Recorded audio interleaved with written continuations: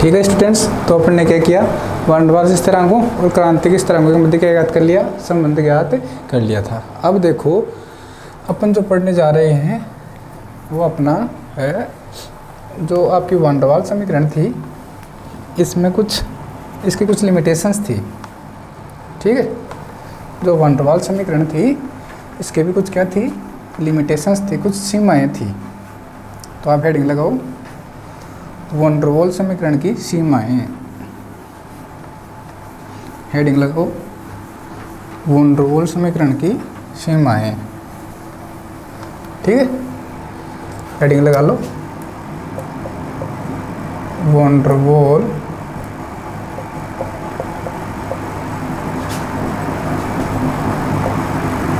समीकरण की सीमाएं, limitations of van der Waals equation. तो सुनना, सबसे पहली बात तो ये सुनना कि आपने क्या किया, आपने ये किया कि जो वन डर वाल्स स्थिरांक थे ए और बी, ये क्या थे, ये क्या थे, ये थे वन डर वाल्स स्थिरांक थे। ठीक है भाई, तो कांस्टेंट जो होते हैं वो हमेशा कांस्टेंट ही होते हैं, स्थिरांक ही होते हैं। जैसे अपना गैस स्थिरांक है, उसको आप किसी भी ताप पे ले लो, किसी भी दाब पे ले लो, कहीं भी ले जाओ, दुनिया में कहीं ले जाओ, उसका मान हमेशा क्या रहेगा, फिक्स रहेगा। तो ये ए और बी क्या हैं, वन डर वाल्स स्थिरांक हैं, तो इनके मान भी क्या होने चाहिए थे, फिक्स होने चाहिए थे, कांस्टेंट होने चाहिए थे। लेकिन क्या होता है कि अलग अलग ताप पर अलग अलग गैसों के लिए इनके मान क्या होते हैं, अलग अलग होते हैं। तो कहने का मतलब ये है कि ये वास्तव में तो कोई स्थिरांक है ही नहीं, इनका तो नाम ही क्या है, स्थिरांक है। तो इसका जो एक ड्रॉबैक था वो तो ये था कि जो वन डर वाल्स स्थिरांक ए और बी होते हैं ये वास्तव में कोई स्थिरांक नहीं होते हैं। क्या नहीं होते, वास्तव में कोई स्थिरांक नहीं होते हैं। क्यों? क्योंकि इनका मान जो है वो हर अलग अलग ताप पर क्या होता है, अलग अलग होता है। ठीक है, दूसरा मान देखो, आपने देखो जेड बराबर पढ़ा था संपीड़ित गुणांक। क्या पढ़ा था, संपीड़ित गुणांक। क्या पढ़ा था, जेड बराबर पी वी बटे R T.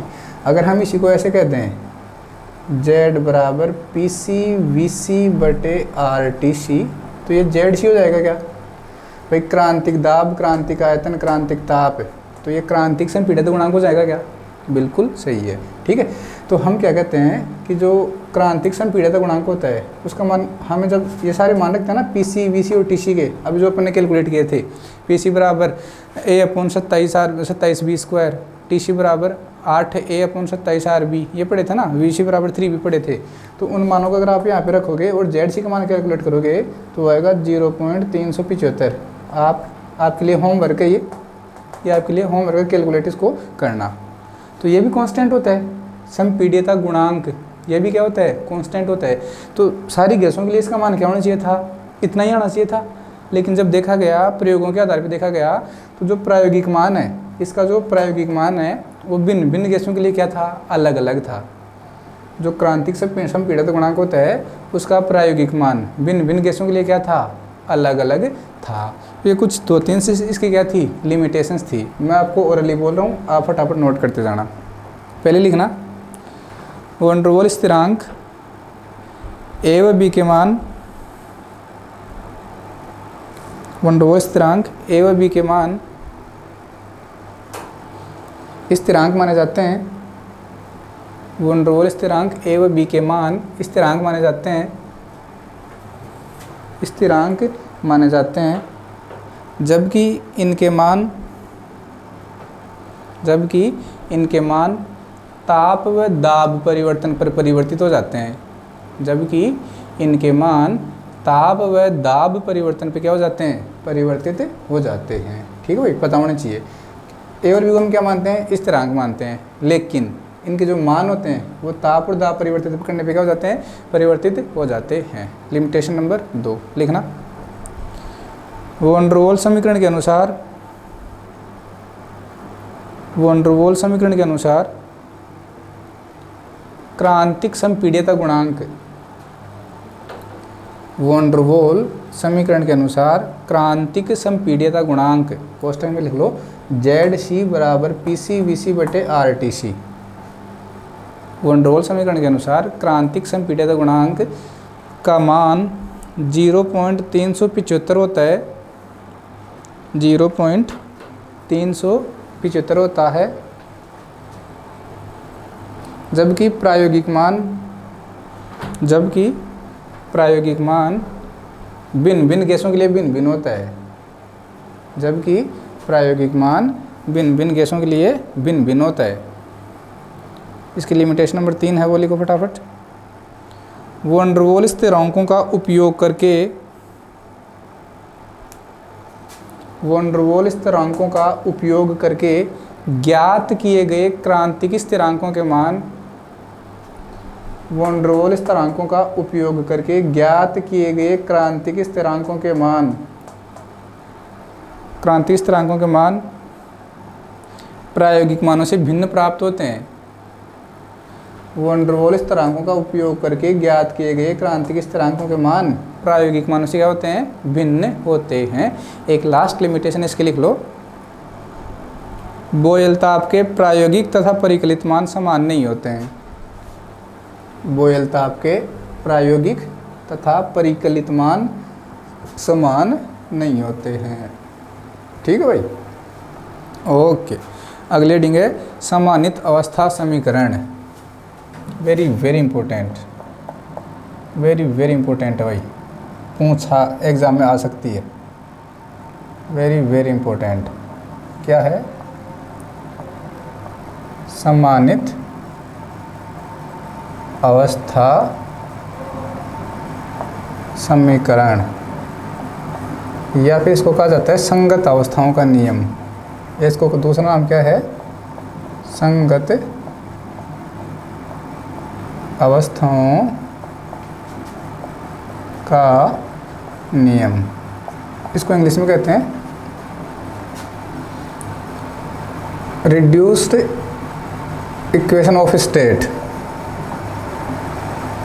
Reduced equation of state, समानित अवस्था समीकरण। तो सुनना, इसकी जो थ्योरी है वो मैं आपको ओरली बोल रहा हूँ, ध्यान से आप इसको समझ जाओगे और फिर मैं इसको आपको लिखवा दूंगा, जो लिखवाना होगा वो लिखवा दूंगा। सुनना, हमने क्या किया, जो आदर्श गैस समीकरण थी उसके उसके दाब और आयतन पद में संशोधन करके क्या बना लिया? वास्तविक गैस समीकरण बना लिया। जो वास्तविक गैस समीकरण थी वो वास्तविक गैसों के ज़्यादातर गुणों को तो क्या कर रही थी? व्याख्या कर रही थी, एकदम से इसी चल रहा था, लेकिन कहीं कहीं जाके वो अटक रही थी। उसकी कुछ क्या थी? सीमाएं थी। क्यों? किसकी वजह से? उसके जो स्थिरांक थे ए और बी, उनकी वजह से जो कुछ मान आ रहे थे वो कैसे आ रहे थे? भिन्न भिन्न आ रहे थे। ठीक है, समझ में आ रहा है? मैंने क्या कहा कि हमने क्या किया, जो आदर्श गैस समीकरण होती है उसके दाब और आयतन पद में संशोधन करके क्या बना लिया? वास्तविक गैसों के लिए एक वैन डर वाल्स समीकरण बना दी। अब ये जो वैन डर वाल्स समीकरण है ये वास्तविक गैसों के अधिकतर गुणों की तो व्याख्या कर देती है, लेकिन सारे गुणों की व्याख्या एकदम सही नहीं करती। जिसका कारण क्या है? उसके जो स्थिरांक है वो वास्तव में स्थिरांक नहीं है। ठीक है, उसके जो स्थिरांक ए और बी हैं वो अलग अलग तापों पर, भिन्न भिन्न तापों पर क्या देते हैं? अलग अलग मान दे देते हैं, तो वो स्थिरांक नहीं हुए। इस समस्या से बचने के लिए हमें ऐसी ज़रूरत पड़ी, मतलब ऐसे समीकरण चाहिए जो आप कोई भी ताप ले आओ, कोई भी दाब ले आओ, उसका मान हमेशा वो एकदम सही, आपको सही रिजल्ट ही दे। ठीक है, तो इसके लिए क्या किया, जो वैन डर वाल्स महोदय थे, इन्होंने क्या किया 1821 में, जो वैन डर वाल्स महोदय थे इन्होंने क्या किया 1821 में एक जो आपकी वास्तविक गैसों की जो समीकरण जिसको वैन डर वाल्स समीकरण कह रहे थे उसमें थोड़ा सा चेंज करके क्या दिया? समानित अवस्था समीकरण दी। क्या दी? समानित अवस्था समीकरण दी। इन्होंने क्या किया? कुछ नए स्थिरांक डिफाइन कर दिए। कुछ नए स्थिरांक डिफाइन कर, इन्होंने देखो ये किया, जो आपका नॉर्मल ताप होता है उसको क्रांतिक ताप से भाग लगा दिया। ठीक है, नॉर्मल ताप को क्रांतिक ताप से भाग लगा दिया। जो दाब होता है उसको किससे भाग लगा दिया? क्रांतिक दाब से भाग लगा दिया। और जो आपका आयतन होता है उसको किससे भाग लगा दिया? क्रांतिक आयतन से भाग लगा दिया। ठीक है भाई। और एक नए स्थिरांक की घोषणा कर दी, एक नए स्थिरांक की घोषणा कर दी। ये क्या आ गया, नया स्थिरांक आ गया। अब जो नया स्थिरांक आएगा उसको कहा जाएगा सम्मानित, यहाँ आएगा तो सम्मानित ताप, यहाँ उसको क्या कहोगे आप, सम्मानित दाब, यहाँ क्या कहोगे, सम्मानित आयतन आप उसको कहोगे। ठीक है भाई। सुनना क्या कहा उन्होंने, जो ताप होता है वो T होता है और क्रांतिक ताप क्या था, TC। इन दोनों को मिला के उन्होंने थीटा कह दिया। क्या किया उन्होंने, जो आपके ताप, दाब और आयतन होते हैं उनको संगत क्रांतिक स्थिरांकों से भाग लगा दिया। वन डर वाल ने क्या किया, 1821 में जो आपके नॉर्मल ताप, दाब और आयतन होते हैं उनको संगत क्रांतिक स्थिरांकों से भाग लगा दिया। क्रांतिक स्थिरांक, ताप का क्रांतिक स्थिरांक क्या होता है, क्रांतिक ताप, दाब का क्रांतिक दाब, आयतन का क्रांतिक आयतन, इनसे भाग लगाया।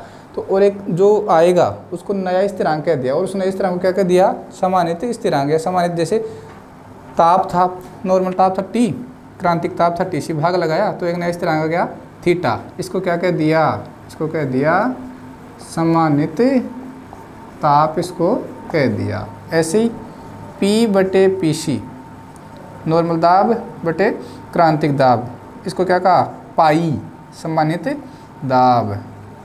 ठीक है भाई, क्या कहा, सम्मानित दाब। और तीसरा V/VC, इसको कह दिया फाई, और ये क्या आपको, ये आपका क्या हो गया, सम्मानित आयतन हो गया।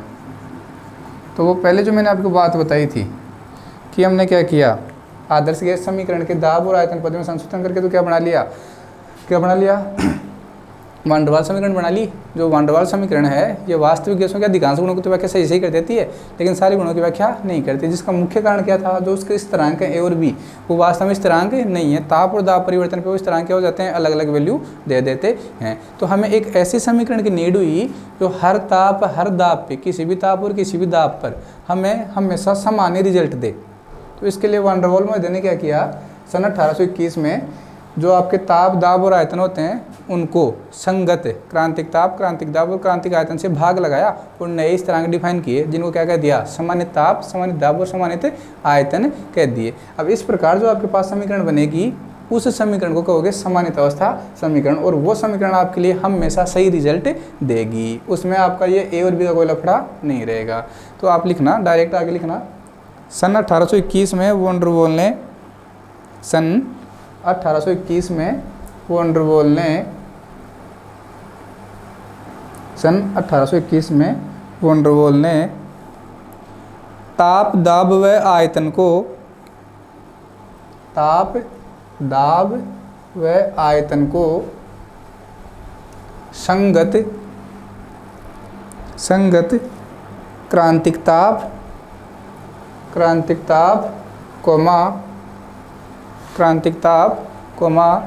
दाब व क्रांतिक आयतन से भाग देकर नए स्थिरांक परिभाषित किए। फिर से रिपीट कर रहा हूँ, सन 1821 में वान डर वाल ने ताप, दाब व आयतन को संगत क्रांतिक ताप, क्रांतिक दाब व क्रांतिक आयतन से भाग देकर नए स्थिरांक परिभाषित किए, जिन्हें क्रमशः सम्मानित ताप कोष्टक में थीटा, सम्मानित दाब कोष्टक में पाई तथा सम्मानित आयतन कोष्टक में फाई कहते हैं। लिख लिया आपने, इतना लिख लिया तो लिख लो समीकरण 1, समीकरण 2, समीकरण 3। फटाफट इसको आप लिख दो, 1 यूनिट में लिख दो। लिख दिया, बहुत बढ़िया, लिख दिया, बहुत बढ़िया, लिख दिया, ठीक है।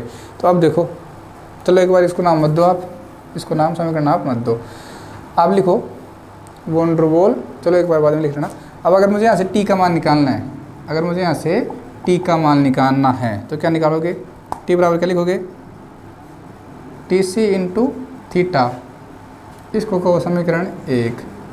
यहाँ से P की वैल्यू निकालोगे आप, क्या कहोगे, पी सी इंटू पाई, समीकरण 2। और यहाँ से किसकी वैल्यू निकालोगे, v की वैल्यू निकालोगे, क्या कहोगे, वी सी इंटू फाई, समीकरण 3। लिख लिया इतना। जो कितनी ईजी है, जो सामान्य अवस्था समीकरण है कितनी ईजी है, भी बना के लेके आते हैं अपन। तो मैं इधर साइड में लिख रहा हूँ इनको, t बराबर टी सी डॉट थीटा समीकरण 1, p बराबर पी सी डॉट पाई समीकरण 2, v बराबर वी सी डॉट फाई समीकरण 3। इतना सब लिखने के बाद में लिखना वॉन डर वाल समीकरण से, वॉन डर वाल समीकरण से, वॉन डर वाल समीकरण से लिख लेना आगे कोष्ठक में, n बराबर 1 मोल के लिए, n बराबर 1 मोल के लिए। मैं डायरेक्ट लिख रहा हूँ भाई, मैं वो नहीं लिखूंगा p plus A N square upon V square V minus N V बराबर एन आर टी, एन का मान सीधा 1 रख रहा हूँ। तो जो समीकरण आएगी वो क्या आएगी, p plus A upon V square V minus का b is equal to R T, समीकरण 4 कह दिया। अब देखो क्या नहीं, कुछ क्या करना है, p v v t, इन तीनों के मान समीकरण 1 2 और 3 से रख दो। तो लिखो समीकरण 1 2 3 व 4 से मान रखोगे तो रखते जाओ। p की जगह क्या रखोगे, p की जगह रखोगे P C pi, P C dot pi plus A का ए, v की जगह क्या रखोगे, वी सी डॉट फाई, ठीक है भाई। और इसका क्या हो जाएगा, स्क्वायर, वेरी गुड, रख दिया आपने। आगे देखो, v की जगह क्या रखोगे, V C dot phi minus का b इज इक्वल टू क्या हो जाएगा, r, t की जगह क्या हो जाएगा, टी सी डॉट थीटा, इसको समीकरण क्या दिया आपने 5। अब देखो, चूँकि हम जानते हैं कि देखो हमारे पास एक नई बल आ गई, ये P C V C T C इनको हटाना है, और हमें जो समीकरण है उसको किसके टर्म में लेके आना है, थीटा फाई पाई, इसके टर्म में अपने को समीकरण लिखना है। तो हम क्या करेंगे, इनका मान रख देंगे क्या, टी सी पी सी और वी सी का, वेरी गुड। हम जानते हैं कि टी सी बराबर तो क्या होता है 8a अपॉन 27 आर बी। आपका जो पी सी है वो क्या होता है, पी सी क्या होता है a अपॉन 27 बी स्क्वायर, और जो आपका वी सी होता है वो क्या होता है 3b होता है, ठीक है। तो यहाँ से जो मान है वो उठा के इसमें रख दें, टी सी पी सी व वी सी के मान समीकरण 5 में रखने पर, तो रखो पी की जगह, पी सी की जगह क्या रखोगे, बोलो a अपॉन 27 बी स्क्वायर, तो a अपॉन 27 बी स्क्वायर आपने रख दिया है। ऊपर क्या है डॉट, ये पाई है, फिर भी बीच में क्या है प्लस है, ऊपर है a, ठीक है भाई, अपॉन वी सी की जगह क्या लिखोगे, वी सी बराबर होता है 3b, वी सी बराबर क्या होता है 3b, इंटू में साथ में क्या है फाई, इसका क्या है स्क्वायर। ये लो पहला डब्बा ख़त्म, पहला डब्बा ख़त्म, दूसरा डब्बा वी सी की जगह क्या लिखोगे 3b, इंटू में क्या है फाई, माइनस में क्या है b, दूसरा डब्बा भी ख़त्म, बराबर में r, टी सी की जगह क्या लिखोगे, टी सी की जगह क्या लिखोगे 8a upon 27 R B into theta, मर रहा है कुछ, मार दो, आर से आर मार दो, इसको खोल के लिखो, दिख रहा है इतना, दिख रहा है, नहीं दिख रहा तो उधर लिख लेते हैं, नहीं दिख रहा तो उधर लिख लेते हैं। देखो भाई आपने लिखा a अपॉन 27 बी स्क्वायर, ये आपका है पाई, ये आपका है पाई प्लस a अपॉन, देखो भाई यहाँ पे 3 की घात 2 की 9 और B square into phi square क्या हो जाएगा 9 B square into phi square, ठीक है, ओके।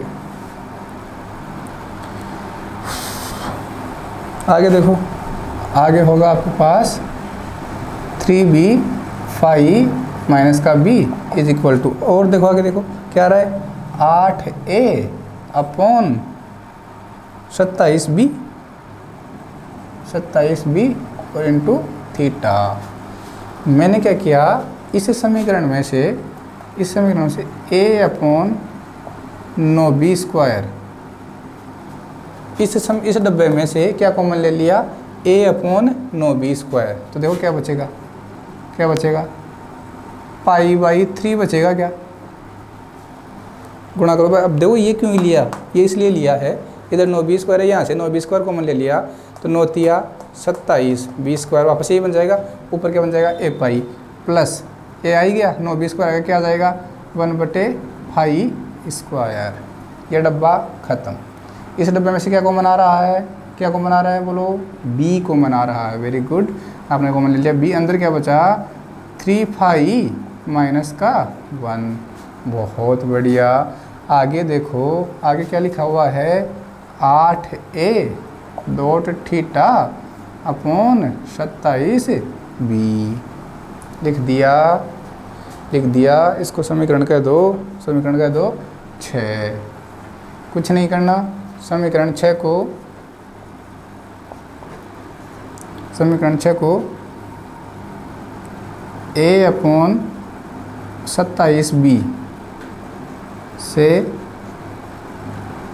भाग लगाने पर, a अपॉन 27b से भाग लगाने पर, तो लगाते जाओ, पूरी को भाग लगाना है, ठीक है। तो ये जो पूरी है अपन इसको एक साथ लिख दें। देखो क्या लिख रहा हूँ मैं, a अपॉन 9b स्क्वायर है। अब इसके बटा में आप लिखोगे a बटे 27b, तो उल्टा करके मैं यहीं लिख देता हूँ इसको, यहीं लिख देता हूँ इंटू 27b बटे a लिख देता हूँ वैसे ही। Very good. अब ये पूरी समीकरण के इधर भाग में लग गया, π/3 प्लस 1/5 स्क्वायर, ये b और 3 माइनस का 1 बराबर 8a dot theta upon 27b into 27b बटे a, मतलब भाग लगाया तो मैंने गुणा में करके लिख दिया, उसको उल्टा करके लिख दिया। a से a कट रहा है, 1b से ये 2b हो गई ऊपर, b और b स्क्वायर, नीचे वाला b स्क्वायर कटा, 9 एकम 9, 9 तिया 27। आया समझ में। इधर देखो a से तो a मरा, 27b से 27b मरा, क्या बचा, देखो क्या बचा, इधर बचा 3, केवल 3 बचा है। अंदर देखो क्या बच रहा है, π/3 प्लस 1/5 स्क्वायर। आगे देखो क्या आ रहा है, 3 माइनस का 1, और देखो आगे क्या आ रहा है, 8 थीटा, ठीक है। अब ये जो 3 है ये केवल इसी के साथ है गुणा में, तो हम क्या करते हैं, इसको गुणा कर देते हैं। करो, 3 से तो 3 मरा, क्या बचा, पाई प्लस ये देखो 3 इसके साथ ही गुणा होगा, तो क्या हो जाएगा 3/5 स्क्वायर। आगे वाला क्या रहेगा, 3 माइनस 1 इज इक्वल टू आ जाएगा 8 थीटा। ये जो आपकी समीकरण आई है, इसी को कहते हो आप समानित अवस्था समीकरण। ये जो समीकरण आई है इसी को कहते हो समानित अवस्था समीकरण। ये क्या है, समानित अवस्था समीकरण है, ठीक है। देखो क्या किया, कुछ भी नहीं किया, क्या किया, कुछ भी नहीं किया। जो वन रोल महोदय थे उन्होंने 1821 में क्या किया, जो ताप दाब और आयतन होते हैं उनको संगत क्रांतिक ताप, क्रांतिक दाब और क्रांतिक आयतन से भाग लगा दिया। तो जो ताप था उसको भाग लगाया टीसी से, क्या मिला, थीटा मिला। जो दाब था उसको भाग लगाया पीसी से, क्या मिला, पाई। और जो आयतन था उसको भाग लगाया बीसी से, क्या मिला, फाई। और नए स्थिरांक याद कर लिए, जो नए स्थिरांक थे वो क्या थे, थीटा, पाई और फाई। थीटा क्या होता है, समानित ताप, फाई क्या होता है समानित आयतन और पाई क्या होता है समानित दाब। अब हमने क्या किया, टी पी और वी का मान निकाल लिया तो हमारे पास आया T C theta, T C pi, V C phi. 1 2 3 समीकरण नाम दे दिया। वन टू वन समीकरण अपने पास जो थी वो होती है P plus A N square upon V square bracket V minus N B बराबर R T N R T. अगर एक बराबर एन बराबर 1 मोल लेते हो तो ये वाली समीकरण आपके पास आ जाएगी, एन हट जाएगा वहाँ से सबसे। ठीक है, अब क्या करते हैं हम, पी का मान, वी का मान, वी का मान और टी का मान यहाँ से रख देते हैं 1 2 3 से। तो समीकरण 1 2 3 और 4 से रखा तो हमारे पास ये समीकरण आ गई। अब इस समीकरण में फिर से देखो पी सी ये आ गए, टी सी वी सी आ गए, ये अपने को चाहिए नहीं, ये अपने को चाहिए नहीं। अपने को तो क्या चाहिए, थीटा पाई और फाई चाहिए। तो हम क्या करेंगे, टी सी पी सी और वी सी का मान भी रख देते हैं। हमें पता है कि जो टी सी का मान होता है वो तो 8 अपॉन 27 आर भी होता है, पी सी का मान ए अपॉन 27 बी स्क्वायर होता है और वी सी का मान क्या होता है 3 भी होता है। मानों को यहाँ पे चिपका दो, चिपकाने के बाद में ये समीकरण यहाँ पे आएगा। जो कट रहा है उसको काट दिया करो, खोल के लिख लिया अपने समीकरण को इसको। अब क्या किया, इस पूरे डब्बे में से, पहले वाले डब्बे में से आपके पास a बटे 9 बी स्क्वायर कॉमन आ रहा है। तो हमने क्या किया, a बटे 9 बी स्क्वायर कॉमन ले लिया। तो यहाँ से a बटे बी स्क्वायर तो आ गया और 9 यहाँ से केवल 9 ही कॉमन लेना है। तो कितना बचेगा, 3 पाई बाई 3 बचेगा। अरे अंदर वापस मल्टीप्लाई करोगे ना तो 9 तिया 27 बी स्क्वायर, 27 बी स्क्वायर, ऊपर आ जाएगा ए बी, एज टी आ जाएगा। यहाँ से a बटे 9 बी स्क्वायर कॉमन ले तो क्या जाएगा 1/5 स्क्वायर बच गया। यहाँ से क्या कॉमन आ रहा है, यहाँ से कॉमन आ रहा है b, यहाँ से क्या कॉमन आ रहा है b, क्या लिख दिया 3 5 माइनस 1, आगे आपका लिख दिया 8a 27b इंटू थीटा। ठीक है, इसको समीकरण 6 कह दिया। अब क्या करते हैं, इस पूरी समीकरण को a बटे 27b से भाग लगाते हैं। क्या करते हैं, a बटे 27b से भाग लगाते हैं। तो भाग लगाओ, भाग लगाया आपने तो काट पीट के कुछ भी देखो। अब ये आप भाग आपको अगर समझ में नहीं आया ना तो ऐसे समझ लो, इसको ऐसे समझ लो, अगर भाग समझ में नहीं आया तो। वैसे तो कुछ है नहीं इसमें, लेकिन फिर भी आपको नहीं समझ में आया तो देख लो कैसे लगाते हैं। a बटे 9 B square pi by 3 plus 1/5 square b 3 5 minus 1 बराबर 8a डॉट 27b भाग a बटे 27b इंटू है थीटा।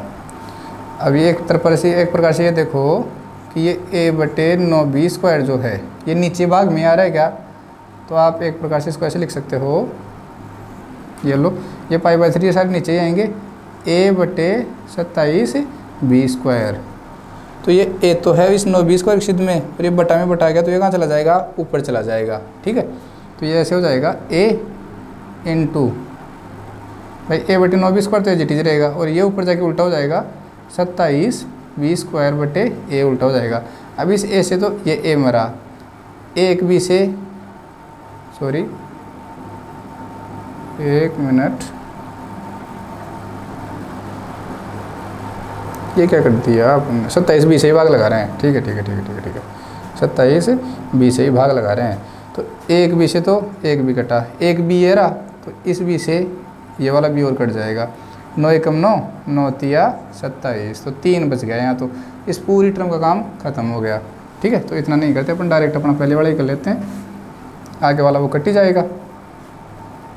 हमने किया तो a बटे 9 B square into 27 B upon a, pi by 3 plus 1/5 square b 3 5 minus 1 is equal to 8a theta over 27 B into 27 B बटे a। मारो सबको, मारते जाओ, आपके पास आएगा 3 पाई बाई 3 प्लस 1/5 स्क्वायर 3 5 माइनस 1 बराबर 8 थीटा। 3 से गुणा कर दो इसको, ये 3 से 3 कटा, क्या बचा पाई, ये 3 इधर मल्टीप्लाई हुआ। ठीक है, तो क्या हो जाएगा प्लस 3 बटे 5 स्क्वायर, एक डब्बा, दूसरा डब्बा 3 5 माइनस 1 बराबर 8 थीटा। ये जो समीकरण आई है, इसी को क्या कह देते हो, समानित अवस्था समीकरण। ये क्या है? समानित अवस्था समीकरण। बस आपका काम हो गया है। जो समीकरण थीटा, पाई और फाई की टर्म में आती है उसी को क्या कहते हो आप? समानित अवस्था समीकरण उसको कहते हैं। तो ये आपको समझ में आ गई होगी। कोई न्यूमेरिकल यहाँ से नहीं आने वाला, फिर भी आपको ये याद होनी चाहिए, डेरिवेशन पूछी जाती है। आई होप आपको मज़ा आया होगा यहाँ से। ठीक है भाई, ओके। अगली हेडिंग आप डालोगे आणविक वेग, आणविक वेगों की तुलना। ये डाल दो आप, आणविक वेगों की तुलना। वो भी इम्पोर्टेंट है भाई, वो भी क्या है? इम्पोर्टेंट है, आणविक वेगों की तुलना। ठीक है, सीधा परिभाषा बताऊंगा, ज़्यादा टेढ़ा मेढ़ा कहीं नहीं जाएंगे, डायरेक्ट आपको अच्छे से समझा देता हूँ। बस इसके अलावा और कुछ नहीं है, इसके अलावा और कुछ भी नहीं है। ठीक है भाई, ओके। तो चलते हैं अपने अगले टॉपिक की तरफ।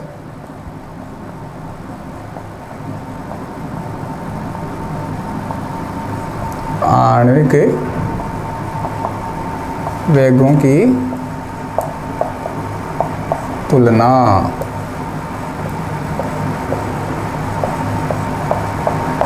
ठीक है, आणविक वेगों की तुलना। जो आणविक वेग होते हैं ना, जो आणविक वेग होते हैं वो 3 वेग अपन पढ़ते हैं। सबसे पहला तो है प्रायिकता वेग। ठीक है, प्रायिकता वेग इसको कहा जाता है मोस्ट प्रोबेबल वेलोसिटी, और इसको रिप्रेजेंट किया जाता है VMP से। याद रखना, फिर एक ट्रिक भी बताऊंगा याद करने की। VMP, वी मोस्ट प्रोबेबल, प्रायिकता वेग। जो दूसरा है अपना वो है औसत वेग, औसत वेग। उसको कहते हो आप AVERAGE, एवरेज वेलोसिटी। इसको कहते हो आप V एवरेज। ठीक है भाई, V एवरेज, शॉर्ट में लिख दिया AV। ये लो खुश। तीसरा ये होता है आपका वर्ग माध्य मूल वेग, वर्ग माध्य मूल वेग। बताओ कहाँ पढ़ने को मिला था? सर यहाँ नाम सुना था, 1/3 mc²। इसको गैसों का अणुगतिक समीकरण कहते थे, याद करो। वर्ग माध्य मूल वेग कहा था, सीखो। ठीक है, इसको कहा जाता है root mean square velocity. Root mean square velocity कहा जाता है VRMS। इसको रिप्रेजेंट अपन करते हैं, root mean square velocity, most probable velocity, average velocity, root mean square velocity. तो अपन सबसे पहले कौन सी पढ़ने वाले हैं? कौन सी पढ़ने वाले हैं? प्रायिकता वेग अपन पढ़ने वाले हैं, VMP अपन पढ़ने वाले हैं। ठीक है भाई, ओके। तो देखो ये कहा जाता है कि आपके पास एक कंटेनर है। ठीक है, समझना ध्यान से। एक कंटेनर है, उस कंटेनर में बहुत से गैस के जो अणु हैं वो सारे दिन मूव कर रहे हैं, चारों तरफ भग रहे हैं। अपने क्या किया, उसमें हाथ डाला और गैस के अणु को निकाला और उनकी स्पीड चेक करी, उनकी स्पीड चेक करी। कुछ एक जो मॉलिक्यूल थे वो, जैसे मान लो मैंने मान लिया, वो x स्पीड से चल रहे थे। कुछ एक जो मॉलिक्यूल थे वो y स्पीड से चल रहे थे, और जो कुछ एक जो थे वो z स्पीड से चल रहे थे। ठीक है, फिर से मैंने आंखें बंद की, हाथ डाला कंटेनर में और निकाल लिया गैसों को। जब निकाल के देखा तो उनमें से जो अधिकतर मॉलिक्यूल थे वो x स्पीड से चल रहे थे, ज़्यादातर मॉलिक्यूल किससे चल रहे थे? x स्पीड से। कुछ एक उनमें से y से चल रहे थे और कुछ एक किससे चल रहे थे? z से। फिर से हाथ डाला, निकाला तो देखा कि बहुत सारे मॉलिक्यूल किससे चल रहे हैं? x से, कुछ एक y से, कुछ एक z से। तो ये कहा जाता है, ये कहा जाता है जो प्रायिकता वेग होता है, अधिकतर मॉलिक्यूल जो वेग रखते हैं, अधिकतर मॉलिक्यूल जो वेग रखते हैं उसी को क्या कहते हैं? प्रायिकता वेग कहते हैं। ठीक है, ज़्यादातर अणुओं का जो वेग होता है, अधिकतर अणुओं का जो वेग होता है, उसी को क्या कहते हैं, वो प्रायिकता वेग कहते हैं। तो लिख लिया करो, आप लिख लेना, अधिकतर अणु जिस वेग से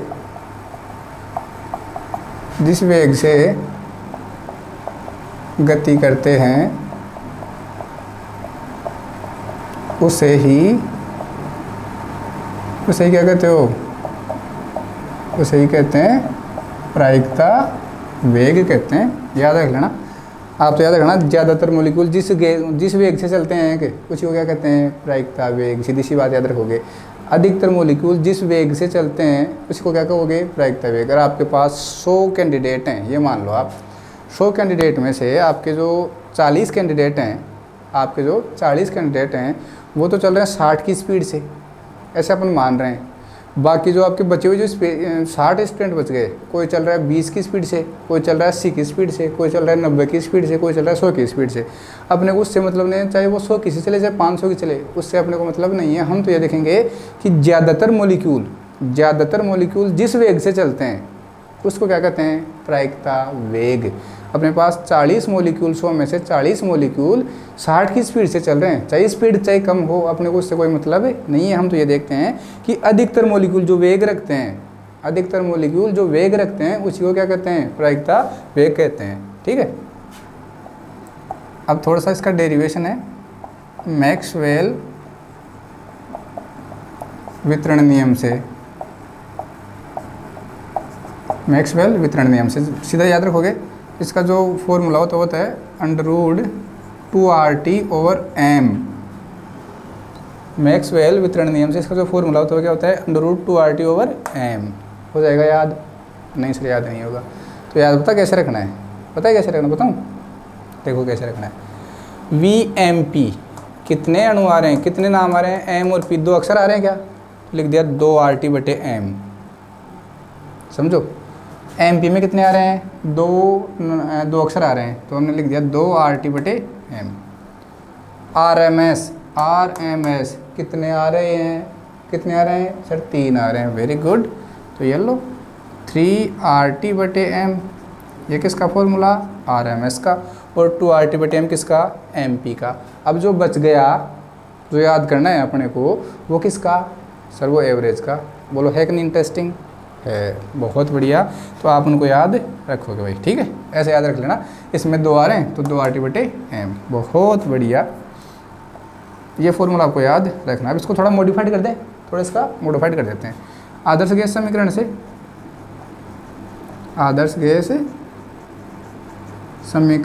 से क्या होती है, PV = nRT। अगर हम बात करते हैं n बराबर 1 मोल की, तो क्या लिखोगे, PV = RT। इसका मतलब RT की जगह हम क्या लिख सकते हैं यहाँ पे, PV। अतः हमने देखा तो हमने लिखा VMP = 2PV/m। बोलो भाई, समझ में आया क्या? RT की जगह लिख दिया, PV लिख दिया। बोलो समझ में आ गया? अगर आ गया तो और देखो फिर, क्योंकि हम जानते हैं, आप भी जानते हो अच्छे से और मैं भी जानता हूँ, हम जानते हैं कि D बराबर क्या होता है, मास ओवर वॉल्यूम। अरे घनत्व बराबर क्या होता है, डेंसिटी बराबर मास ओवर वॉल्यूम। घनत्व बराबर द्रव्यमान बटे आयतन। हमें क्या दिख रहा है यहाँ पे, V/m दिख रहा है क्या? तो मैं इसको ऐसे कह सकता हूँ क्या कि 1/d जब आप करोगे, इसको उल्टा कर दोगे तो आप क्या मिलेगा आपको, V/m मिलेगा। अगर हम इसको यहाँ यूज़ कर लें तो हमारे पास क्या बन जाएगा, VMP = √2P/d। भाई V/m की जगह क्या लिखोगे, 1/d। तो ऊपर क्या है 2P, नीचे क्या जाएगा d। ये लो, जो अपनी मोस्ट प्रोबेबल वेलोसिटी है, उसके कितने फॉर्मूले अपने लिख लिए, पहला, दूसरा, तीसरा। ये किसका फॉर्मूला है, ये है VMP का, मोस्ट प्रोबेबल वेलोसिटी का ये फॉर्मूला है। बोल लो, समझ में आ गया होगा? बहुत बढ़िया, अगर समझ में आ गया तो बहुत ही बढ़िया, कहना ही क्या फिर तो। आगे चलते हैं, लिख लोगे उसको आप? बहुत बढ़िया। लो सर, आगे चल गए। वेग नंबर 2 कौन सा? औसत वेग। अब ये तो आप समझते ही हो, औसत वेग v एवरेज, AVERAGE, ठीक है, v एवरेज। देखो भाई क्या होता है, समझते हो ना? औसत कैसे निकालते हैं? जनरल अपना 8वीं क्लास में पढ़ते थे ना, राशियों का योग बटे राशियों की संख्या पढ़ते थे ना। तो आप क्या करो, कंटेनर में जितने भी मॉलिक्यूल हैं आपके पास, कंटेनर में जितने भी गैस के मॉलिक्यूल हैं, उन सब की स्पीड देखो कितनी है, सबकी स्पीड को जोड़ दो, सबकी स्पीड को जोड़ दो और किसका भाग लगा दो? उन मॉलिक्यूल्स की नंबर का भाग लगा दो कि मॉलिक्यूल्स आपके पास कितने हैं। मान लो आपके पास 100 मॉलिक्यूल हैं गैस के, 100 अणु हैं, और सबकी स्पीड आपको पता है कि कोई किसी स्पीड चल रहा है, कोई किसी स्पीड चल रहा है, तो हमने सबकी स्पीड को जोड़ दिया, ठीक है, और उनका संख्या का भाग लगा दिया कि जो 100 टोटल मॉलिक्यूल कितने थे? 100 थे, तो उनका भाग लगा दिया, तो आपके पास वहाँ से क्या मिल जाएगा? औसत वेग। औसत कैसे निकालते हो? राशियों का योग बटे राशियों की संख्या। तो एक बार फटाफट परिभाषा लिख लो। इसका जो फॉर्मूला आएगा, फॉर्मूला ये आएगा, देखो क्या आएगा, v average is equal to आएगा C1 plus C2 plus C3 plus Cn बट्टे n। बटे क्या लिखोगे? n आप लिखोगे, ठीक है भाई। परिभाषा लिखो, इसकी परिभाषा लिखो आप, लिखना। पात्र में उपस्थित समस्त अणुओं के, पात्र में उपस्थित समस्त अणुओं के वेगों के योगफल में, पात्र में उपस्थित समस्त अणुओं के वेगों के योगफल में अणुओं की कुल संख्या का भाग देने पर, अणुओं की कुल संख्या का भाग देने पर जो वेग प्राप्त होता है, अणुओं की कुल संख्या का भाग देने पर जो वेग प्राप्त होता है, औसत वेग कहलाता है। क्या लिखोगे? औसत वेग कहलाता है। ये फॉर्मूला चिपका लेना फिर आप, v एवरेज बराबर C1 plus C2 plus C3 plus Cn। ये क्या है आपके? ये क्या है आपके? ये जो मॉलिक्यूल हैं उनके वेग हैं, और नीचे क्या है? कुल अणुओं की संख्या। अब वही मैक्सवेल वितरण नियम से इसका जो मेन फॉर्मूला है वो कौन सा है? वो लिखते हैं अपन, मैक्सवेल वितरण नियम से, ठीक है भाई। जब फॉर्मूला बनेगा आपके पास v एवरेज का, वो बनेगा under root eight RT upon pi m। देखो RMS का तो मैंने बता दिया था, इसका जस्ट उल्टा करना है। MP में 2 RT आ रहे हैं, तो इसमें कितना जाएगा? 3 RT बटे m। इसमें एडिशनल फैक्टर है 8 बटे पाई। देखो RT बटे m तो सब में कॉमन है, एक एडिशनल चीज़ आ गई है 8 बटे पाई। थोड़ा सा गौर करना, क्योंकि ये तो याद करना है आपको, औसत वेग का फॉर्मूला तो याद ही करना है। आ गया? क्या वो तरीका अपना सकते हो इसके ऊपर? वेरी गुड, लगा दो। आदर्श गैस के 1 मोल के लिए क्या हो जाएगा? PV बराबर RT हो जाएगा। तो जब PV बराबर RT हो जाएगा तो क्या? तो कुछ नहीं, V एवरेज क्या हो जाएगा? 8 PV ओवर पाई m हो जाएगा क्या भाई? RT की जगह क्या लिख दिया आपने? PV लिख दिया, और पाई m हो जाएगा। बहुत बढ़िया। फिर से तीसरा फॉर्मूला, चूँकि D is equal to m over V आपको मिलता है, तो 1 by D is equal to क्या मिलेगा? V बाई m आपको मिलेगा। तो क्या? तो कुछ नहीं, बस बन गया, अपना काम बनता, भाड़ में जाए जनता। अपना काम बनता, भाड़ में जाए जनता।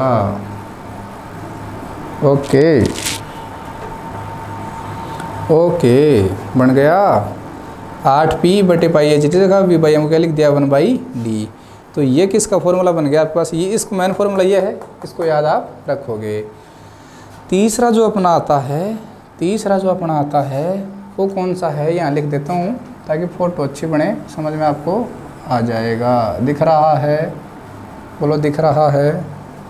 चलो अपन रिस्क नहीं लेते, उधर नहीं लिखते, अपन रिस्क नहीं लेते, क्या पता आपको नहीं दिखे, क्योंकि मुझे यहाँ से कैमरा नहीं दिख रहा, इसलिए मैं इनको रफ कर रहा हूँ।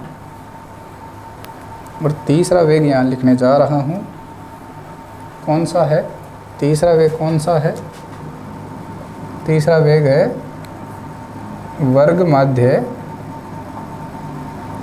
मध्य मूल वेग। ठीक है, क्या कहोगे VRMS।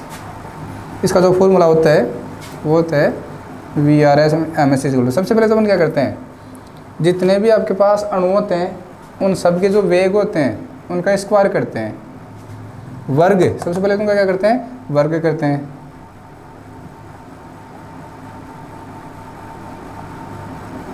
ये लो, उनका कर दिया वर्ग।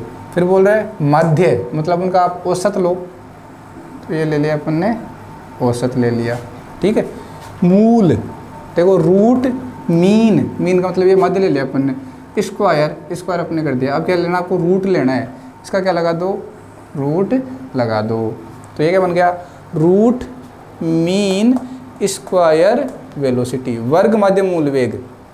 जो आपके पास गैस के अणुओं का जो वेग है, सबसे पहले तो मैंने उनका क्या किया, वर्ग किया, फिर उनका क्या लिया, माध्य लिया, मतलब औसत लिया, फिर उनका क्या लगा दिया, अंडर रूट लगा दिया। क्या बन जाएगा आपका, वर्ग मध्य मूल वेग बन जाएगा। तो परिभाषा लिख लो आप इसकी, पहले फॉर्मूला बाद में लिखना, पहले परिभाषा लिख लो। लिखो किसी गैस के समस्त अणुओं के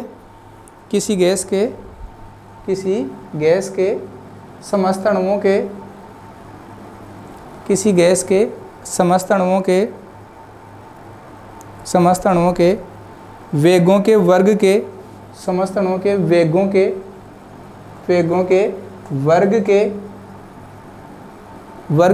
औसत, वेगों के वर्ग के औसत का वर्गमूल, औसत का वर्गमूल लेने पर प्राप्त वेग क्या कहलाता है, VRMS कहलाता है। ठीक है, ओके।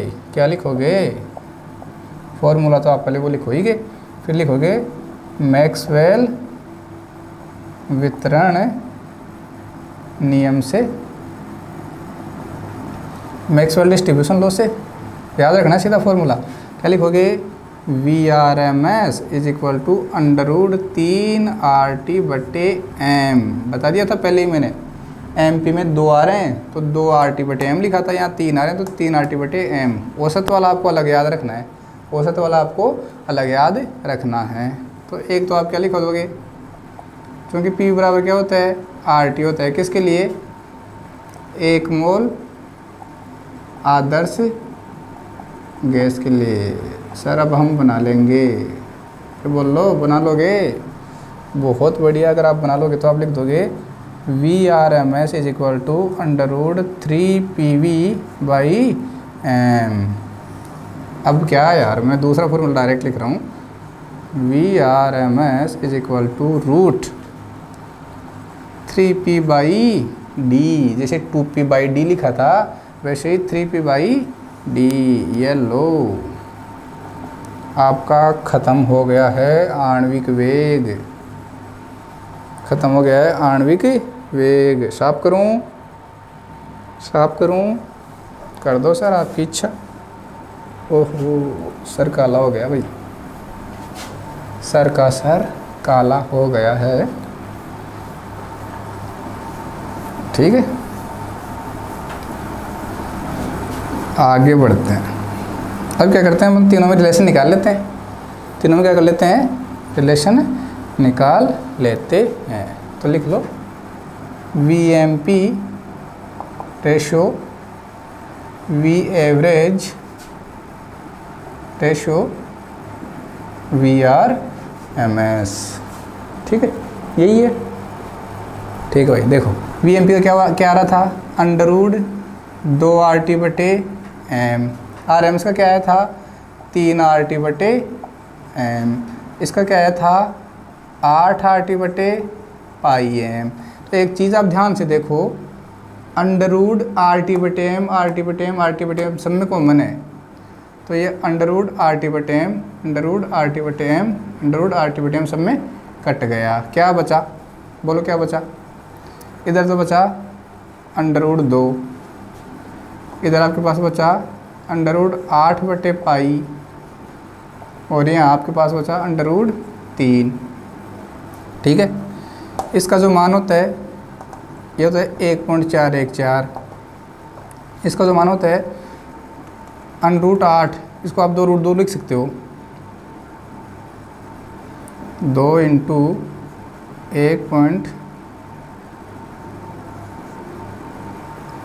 1.2/पाई आप इसको लिख सकते हो, भाग 1.732। तो जब आप इसको देखो कैलकुलेट करने वाले हो तो √2 का मान कितना होता है 1.414, और पाई का मान कितना होता है 3.14। जो आएगा उसका क्या लोगे अंडर रूट, फिर उसको 2 से मल्टीप्लाई करोगे। तो मैं डायरेक्ट आप सॉल्व कर लेना, जो डायरेक्ट इसका जो ऑर्डर आता है कि कौन सा जो वेग होता है उसका मैग्नीट्यूड ज़्यादा होता है, कौन से का कम होता है, तो आप लिख लेना जो VRMS होता है उसका सबसे ज़्यादा होता है, फिर होता है V एवरेज का, और फिर होता है V मोस्ट प्रोबेबल का।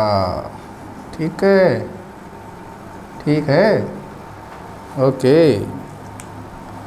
ओके, लिख लिया, बहुत बढ़िया लिख लिया। तो अब आप एक छोटी सी हेडिंग डाल दोगे, मैक्सवेल का वितरण नियम, मैक्सवेल का वितरण नियम, मैक्सवेल डिस्ट्रीब्यूशन लॉ, मैक्सवेल का वितरण नियम। देखो भाई थ्योरी जो है इसकी वो आप बुक से पढ़ लेना, इसकी जो मैक्सिमम जो मेन सार जो है इसका वो मैं आपको एक्सप्लेन कर देता हूँ।